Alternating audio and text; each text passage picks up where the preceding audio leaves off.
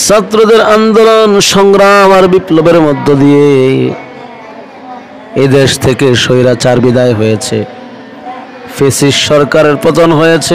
এভাবে মানুষের বাড়িঘর যারা ভাঙচুর করতেছে, এখন দুর্বৃত্তরা দেশের স্থাপনার মধ্যে দেশের সম্পদ লুটপাট করতেছে, দেশের স্থাপনার মধ্যে আগুন দিতেছে। বিশেষ করে থানাগুলোর মধ্যে, পুলিশ স্টেশনে, ইউনিয়ন পরিষদে যারা আগুন দেয়, যারা লুটপাট করে, তারা কখনো ইসলাম ও মুমিন হতে পারে না। কারণ ইসলাম ও মুমিন এগুলো কখনো সমর্থন করে না।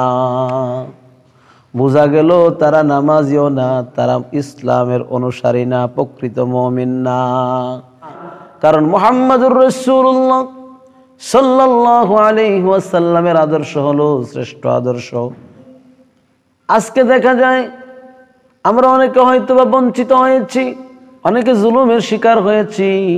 সেই ক্ষোভ থেকে হয়তো আপনি কল্পনা করতেছেন, প্রস্তুতি নিচ্ছেন, কারো বাড়িতে অগ্নিসংযোগ করবেন, কারো বাড়িতে হামলা করবেন, কাউকে নির্যাতন করবেন। কিন্তু মুহাম্মদ সাল্লাল্লাহু আলাইহি ওয়াসাল্লামের আদর্শ এত সুন্দর। মক্কা বিজয়ের পর মুহাম্মদুর রাসূলুল্লাহ সাল্লাল্লাহু আলাইহি ওয়াসাল্লাম প্রতিপক্ষ মুসলমান ছিল না, মুশরিক ছিল, তবুও তাদেরকে ক্ষমা করে দিয়েছেন, প্রতিপক্ষকে বুকে টেনে নিয়েছেন।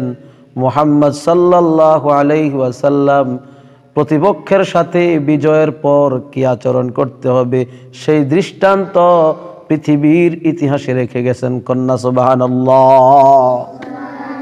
সুতরাং আমাদেরকে এই সমস্ত অপকর্মের সাথে যারা লিপ্ত হয়, এই সমস্ত কাজগুলো যারা করে, তাদের ব্যাপারে সচেতন হতে হবে। আমরা সজাগ থাকতে হবে, কেউ যেন এরকম কাজ করতে না পারে, দেশের সম্পদ নষ্ট করতে না পারে, দেশের জনগণ যেন নিরাপদে থাকতে পারে, সে বিষয়ে সচেতন থাকতে হবে।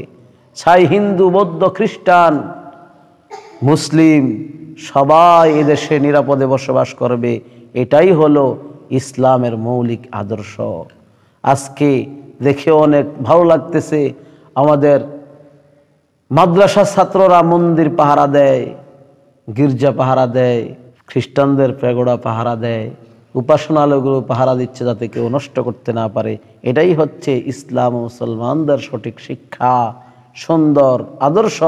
মুহাম্মদ সাল্লাল্লাহু আলাইহি ওয়াসাল্লাম যে আদর্শ পৃথিবীর মধ্যে রেখে গেছেন।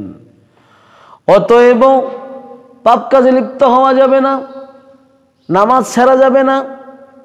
নামাজ ছাড়লে দুনিয়াও শেষ, আখেরাতও শেষ। ঠিক না বা ঠিক?